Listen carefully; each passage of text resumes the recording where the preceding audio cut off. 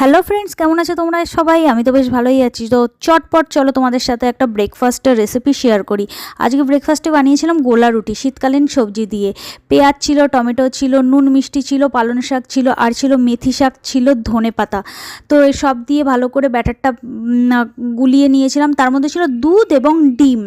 সব দিয়ে ব্যাটারটাকে ভালো করে গুলিয়ে নিয়ে তাওয়াতে বাটার দিয়ে বাটারটা ভালো করে তাওয়াতে লাগিয়ে তারপরে গোলাটাকে দিয়ে ভালো করে সুন্দর করে সেঁকে নিয়েছিলাম। তো ভালো করে সুন্দর করে এপিট ওপিট করে ধীরে সুস্থে ভাজতে হবে যাতে পুড়ে না যায়।